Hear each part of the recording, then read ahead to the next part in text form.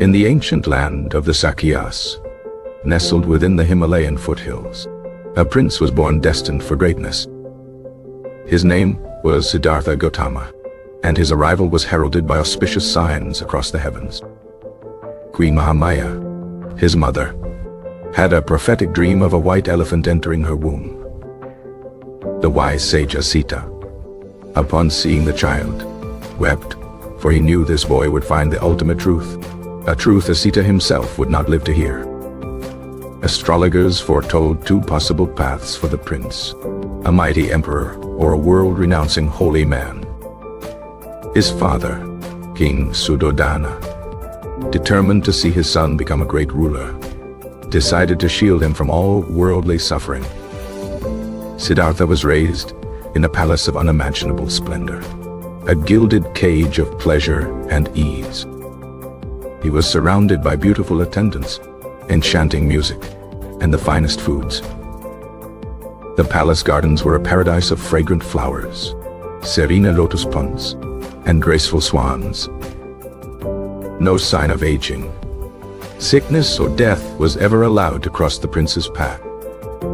Siddhartha excelled in his studies, mastering martial arts, literature, and philosophy with effortless grace. He married the beautiful princess Yasodhara, and their love brought joy to the kingdom. A son, Rahula, was born to them, and the king believed his heir was now firmly bound to worldly life. Yet, despite the endless distractions, a deep-seated curiosity about the world beyond the palace walls grew within the prince. He requested his charioteer, Channa, to take him on a tour of the city. On his first trip, Siddhartha saw an old man, frail and bent with age, his body a testament to the ravages of time. The sight deeply disturbed him, as Channa explained that aging is the common fate of all living beings. On a second excursion, he encountered a person writhing in pain, afflicted with a terrible disease. He learned from Channa that sickness could strike anyone, rich or poor, without warning. The third journey brought the most shocking sight of all, a funeral procession carrying a lifeless body. Siddhartha was confronted with the stark, unavoidable reality of death, the end of all life. His world of perfect pleasure had been shattered by these three sights of suffering. His fourth and final trip, he saw a wandering ascetic, a holy man with a shaven head and a simple robe. Despite having nothing, the ascetic radiated a profound sense of peace and tranquility. Siddhartha realized that this man was seeking a way to overcome the suffering he had just witnessed. A seed of renunciation was planted in his heart. He knew he could no longer live a life of ignorance. That very night, at the age of 29, he made the momentous decision to leave his palace. He took one last look at his sleeping wife and son, his heart filled with both love and resolve. This event would come to be known as the Great Renunciation. He rode to the edge of the Anama River, far from his kingdom. There, he cut off his long, princely hair with his sword, a symbol of his detachment from his former life. He exchanged his fine silk robes for the simple cloth of a beggar. He sent Channa and his beloved horse Kanthaka back to the palace, now truly alone. His journey as a homeless wanderer in search of truth had begun. He first sought out the most renowned meditation teachers of his time. He studied under Alara Kalama, quickly mastering the state of the sphere of nothingness. Though a remarkable achievement, Siddhartha knew this was not the final answer to suffering. He then trained with another master, Uddaka Ramaputta, and achieved an even higher state of consciousness. This state, too, was impermanent and did not lead to ultimate liberation, so he departed once more. Believing the path might lie in extreme self-discipline, he began a life of severe asceticism. For 6 years, he subjected his body to unimaginable hardships. He practiced holding his breath for dangerously long periods, causing immense pain in his head and body. He drastically reduced his food intake, sometimes surviving on a single grain of rice per day. His body withered away, his skin clung to his bones, and his strength completely vanished. He became so weak that he collapsed and was close to death. He realized that torturing the body did not lead to a clear mind, but only to weakness and despair. This path of extremism was not the way to enlightenment. He remembered a moment from his childhood, sitting under a rose apple tree in a state of natural, blissful meditation. He understood that the path must be a middle way, avoiding the extremes of both indulgence and self-mortification. At that moment, a village girl named Sujata offered him a bowl of milk rice. Accepting it, he broke his long fast and began to regain his physical strength.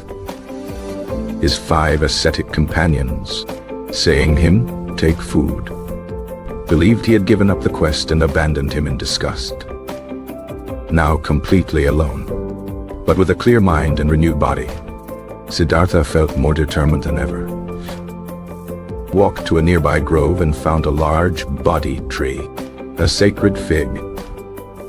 He prepared a seat of grass for himself at the foot of the tree, facing eastward. He made a powerful vow. "Let my skin, my sinews, and my bones dry up, but I will not rise from this seat until I have attained full enlightenment."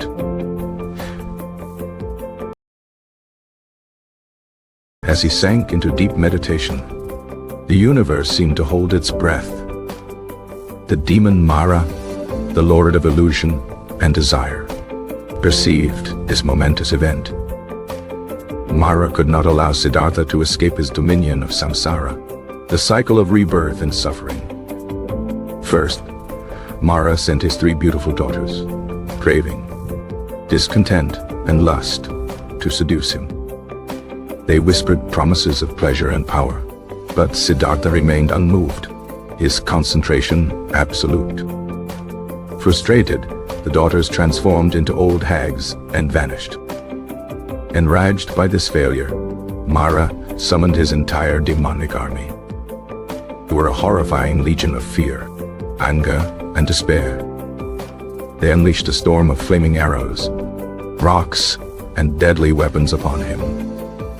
But as the weapons neared Siddhartha, they transformed into a gentle shower of fragrant flower petals. The ground shook. The sky roared with thunder. But Siddhartha's meditative poise was unbreakable. Mara then challenged Siddhartha directly, questioning his right to seek enlightenment. "Who is your witness to your worthiness?" Mara bellowed. In response, Siddhartha slowly lowered his right hand from his lap. He touched the ground with his fingertips, calling the earth itself to be his witness.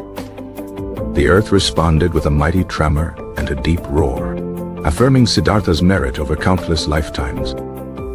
Defeated and humiliated, Mara and his entire army vanished like a bad dream. The sky cleared, and the moon and stars shone brightly upon the victorious meditator. With all external and internal obstacles overcome, Siddhartha's mind became perfectly clear and focused. During the first watch of the night, he gained knowledge of all his previous lives.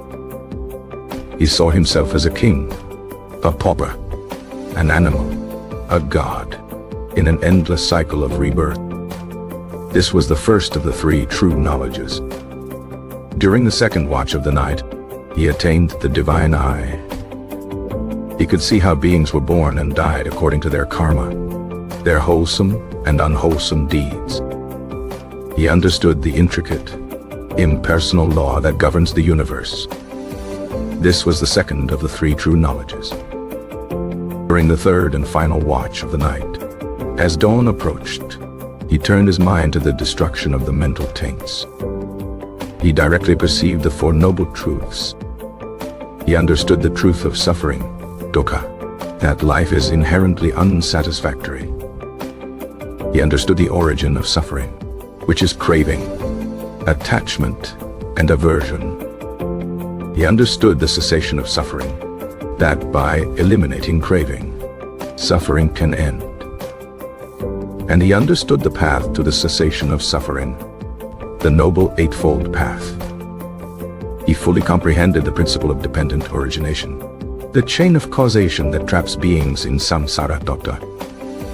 With this final, perfect insight, all ignorance was destroyed. As the morning star rose in the eastern sky, Siddhartha Gautama attained supreme, perfect enlightenment. He was no longer Siddhartha the prince, but the Buddha, the awakened one. A profound peace and boundless compassion filled his being. He had reached Nirvana, the extinguishing of the fires of greed, hatred, and delusion. The cycle of birth, death, and rebirth was broken forever. For 7 weeks, the Buddha remained in the vicinity of the Bodhi tree, experiencing the bliss of liberation. He considered the profound depth of the truth he had discovered.